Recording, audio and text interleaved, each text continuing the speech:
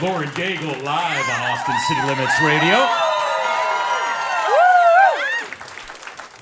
First of all, you're playing the American Express stage today. That's the big stage. That's the stage that Guns N' Roses was on last night. Oh my. So in this weird world, you and Guns N' Roses 12 hours apart. Okay, that's very cool. That's the closest I think I've ever been to Guns N' Roses outside of my speakers in my car. My dad, he loved classic rock when I was growing up. So in order to get what he wanted on the radio, he would play this game with us called the Dollar Game. And if I guessed who it was, I got $1. If it was really hard, I got $5. And it was just so that he could listen to what he wanted on the radio. Little did he know, he was training my ear, though. You played Lollapalooza recently. You also played an Ohio women's prison. Which was more nerve-wracking? Oh, honestly, Lollapalooza. People in prison, they're just so happy to have someone come and see them. Lala, they're like, is she good? I'm not standing in the heat for this. She cracked on that note. I actually cracked on that note. There's a story recently in The New Yorker that says, faith no longer seems so alien to popular music. Ours is an era where plenty of artists, not just religious ones, aim to send inspirational messages. And maybe because of the divided times we're in, there's more folks using their voices to spread inspirational messages. Does it feel like that? Oh, yeah. I just want, for me personally, I want people to feel hope. When they listen to songs, I feel like a lot of times we see the disparity in the world. We see where people are at odds with each other. There's no unity, and it's painful. And I think about the next generation that's coming up, and when they're walking through a hard time, what is it going to be that they cling to in order to get them from one place to the next? And that's the power of music. Honestly, so many people are able to use their voice right now in times like this because people are wanting a sense of hope, a sense of security. And so, I mean, there's so many people. I was talking to someone the other day just about how many people are putting faith into their music. And you see like the Kanye Sunday services, and you see Chance the Rapper. He's got stuff going on all day, and I think it's pretty beautiful. Is it a burden, though, to be a role model like that, to be somebody, especially in this age, the internet being what it is, where that microscope is on you and you've got to walk the walk or they're going to catch you? Yeah. You know what's so funny? I think it was Brad Pitt. The other day I was talking with some friends about this topic in particular, and I can't remember, but I think it was Brad Pitt. Tell me if I'm wrong. I think y'all were there. Someone asked him about politics, and he said, "I'm an actor. Why are you asking me about politics?"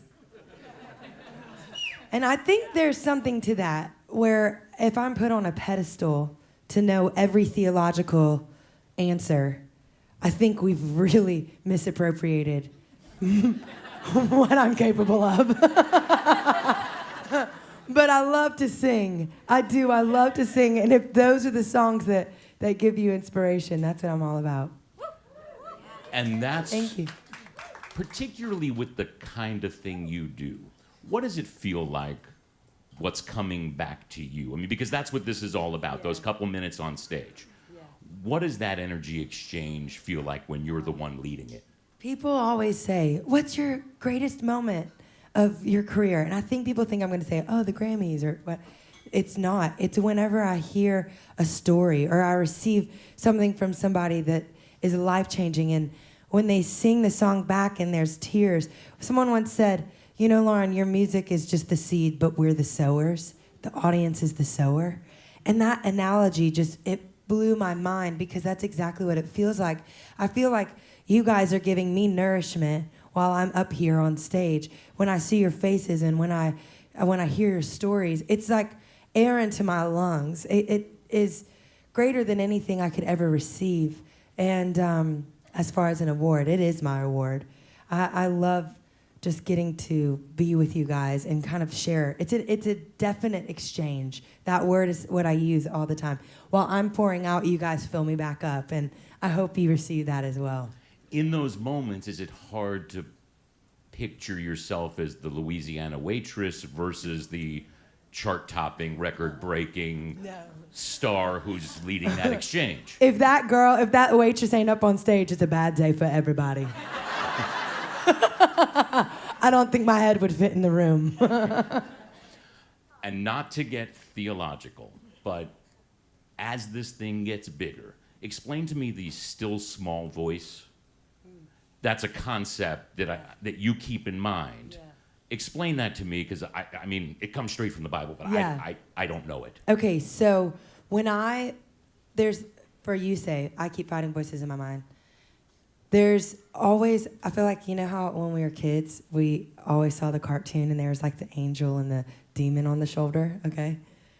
Well, for me, I feel like there's always this tension, this wrestle. The still small voice comes. It's the one that fills you up. It's the Holy Spirit. He says, this is who you are. This is how you're loved. This is how you're chosen. This is how you're beautiful. And he empowers us. That's what the still small voice is. One person said, you know, God speaks in a whisper, but God can also speak really loud with thunder and lightning and all the things. But the still small voice is that kind of gut check. I don't know if I know they always talk about a woman's intuition. And a man's like, oh, dang.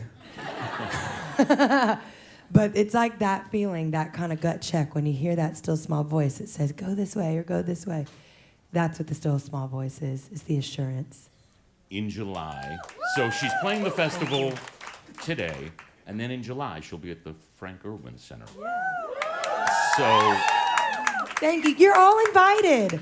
Come on. which means she's got the kind of things going on where she doesn't need to be here with us this morning, but was gracious enough to do it. So, Thank you so much. in tiny little Antone's, the home of the blues, once again, Lauren Daigle live on Austin City Limits Radio.